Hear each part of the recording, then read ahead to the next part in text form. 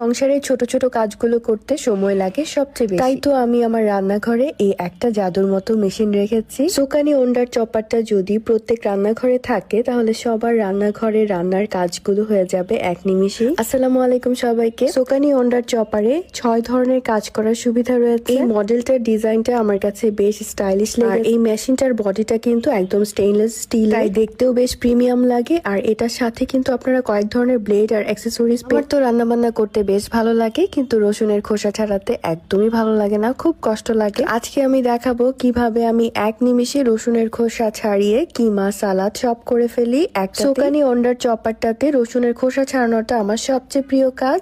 একবার ঢেলে দিলেই মুহূর্তে রেডি। সময় আর মেহনত দুটোই বাঁচছে। আগে তো আমার এগুলো করতে নখ আঙুল সব ব্যথা হয়ে যেত। আর এখন দিয়ে দিলাম গরুর কাঁচা মাংস। কোরবানির সময় তো কিমা করা ছিল একরকম ভয়ের কাজ, কিন্তু এখন এই 800 ওয়াটের মোটরের চপার দিয়ে মুহূর্তেই কিমা তৈরি। আর এখন আমি সালাদের জন্য একটু গাজর স্লাইস করে নিচ্ছি। এটাতে কিন্তু শসা গাজর সবকিছু আপনারা চাইলে স্লাইস করতে পারবেন। আমি যে রসুন গুলো ছিলে নিয়েছিলাম ওখান থেকে কিছু রসুন কাবাবের জন্য আমি চপ করে নিয়েছি। দেখতেই পারলেন কত ফাইনলি এটা চপ হয়েছে। সব ধরনের সবজি পেঁয়াজ সবকিছুই কিন্তু এখানে করতে পারবেন। সোকানি ওন্ডার চপার দিয়ে কিন্তু আমি ডিমও ফ্যাটাই, কুসুমও আলাদা করি, এমনকি আটাও মেখে ফেলি। তো একটা মেশিনে 6টা কাজ। কি দারুণ তাই না? সময়ও বাঁচে, কাজও সহজ হয়, আর সংসারের ছোট ছোট মুহূর্তগুলো আরো সুন্দর হয়ে যায়।